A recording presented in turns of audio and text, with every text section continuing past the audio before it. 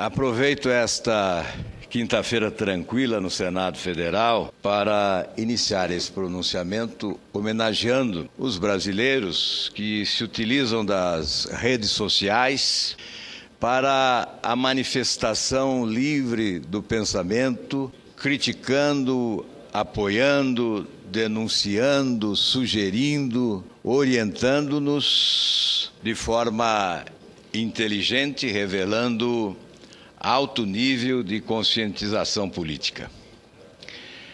Eu confesso que quando aderi às redes sociais e criei o meu blog, tinha por objetivo prestar contas do meu trabalho no Senado Federal. Mas percebi logo que, além da necessária prestação de contas, o mais importante era ouvir as pessoas. E passei ao Twitter e ao Facebook para uma interação mais rápida. É uma espécie de termômetro a medir a pressão das aspirações populares. É deixar a tribuna, ir até ali, o laptop sobre a bancada, senador Pedro Trax, e verificar o que os brasileiros estão entendendo do que afirmamos aqui. São favoráveis ao nosso pensamento ou são contrários? É evidente que não se faz uma pesquisa científica, que nós não podemos sequer afirmar tratar-se da média da opinião pública brasileira, o que se lê nas redes sociais, mas que é uma parte inteligente da sociedade se manifestando, se pronunciando sobre os temas do dia a dia, não há dúvida que é. Por essa razão, hoje, as minhas homenagens àqueles que me ajudam, como tenho certeza a outros senadores, a exercer o seu mandato com uma proximidade maior com as aspirações do povo brasileiro. Hoje pela manhã, escrevi que voltaria a esta tribuna e que tinha vários temas, mas que aceitaria sugestões. Imaginem a seleção de sugestões, tanto no Twitter quanto no Facebook. Eu vou enumerar algumas delas. O que querem ouvir os brasileiros?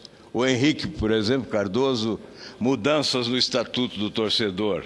Clássicos com estádio dividido, 50% para cada torcida. O Daniel.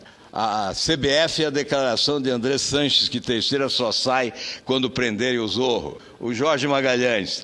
Como os escândalos não param, seria bom cobrar a apuração das ONGs fantasmas. Renato. Sugiro ao Congresso Nacional colocar em pauta assuntos relevantes como reforma política, fiscal, pois 2011 foi um ano perdido com escândalos. O Gerson Marinho. Cadê as reformas? Até quando os ministérios irão pertencer aos partidos? Enquanto isso, parte do povo vive sem esperança. Newton Vale. É mais um recurso que todos, principalmente os políticos, deveriam bem utilizar. Ele se refere à internet. Noá. Fale sobre o déficit em transações correntes. Recorde nesse governo. Dos cargos comissionados, da falta de investimentos, do custo fiscal e trabalhista, da falta de competitividade do nosso país e, o principal, da falta de um projeto nacional. Nós sempre dissemos, concordando com ele, que existe um projeto de poder em curso, mas não existe um projeto de nação. Malu, achei interessante o tema da campanha Fraternidade deste ano. Fraternidade e saúde pública. Esta foi uma sugestão repetida por muitos aqui. O Gustavo, fale a respeito da oposição fria, criminosa e destrutiva que o PT fazia no governo do Fernando Henrique Cardoso. O João Câmara, peço que crie uma lei que obrigue os corruptos a devolverem o dinheiro roubado, desviados por agentes públicos, ministros e diretores, etc. O Devail, fale dos cortes das verbas que o Paraná recebeu. Aliás, em relação a este assunto, muitas sugestões do Paraná. Alceu de Oliveira, sou a favor de uma educação de primeiro mundo, de ensino de qualidade a todos, de professores que tenham educação no sangue. Bisteca de Ivaiporã, comente sobre o governo que não ajuda os municípios de partido diferente, causando descaso. Lilian Cruz, acho bom o senhor ir se inteirando sobre as obras da Copa. Angélica, que tal abrir a caixa de Pandora? Advogada da capa da Veja da semana passada e a máfia que se instalou no governo do Distrito Federal. Nice, volta da inflação. Maria Luísa, tudo o que o senhor falar, fale o que quiser, que para mim tá bom. O Alan Galeazzo, ato médico e as complicações com a psicologia, fisioterapia, etc. José Antônio Pérez, pode voltar a falar sobre gastos públicos, ineficientes e exagerados, fator que levou a Grécia ao buraco, dívida pública, corrupção e falta de investimentos. Marcelo, acho que o senhor deveria comentar sobre a questão dos aposentados, reforma da Previdência, fator previdenciário, reajuste para aposentados e pensionistas. A Leila, várias sugestões da Leila. Fale do dinheiro público equivocadamente empregado em clubes particulares, sendo usado como propaganda pessoal de políticos. Fale novamente do estelionato eleitoral no que tange às privatizações e, pior ainda, financiadas com dinheiro público. Retorne à frase que o senhor colocou ontem aqui. É injusto que toda a sociedade contribua para custear uma despesa cujo benefício vai apenas a uma parte dessa sociedade. Adam Smith. A Leila diz, senador, fale desses balanços de investimentos no estado do Paraná.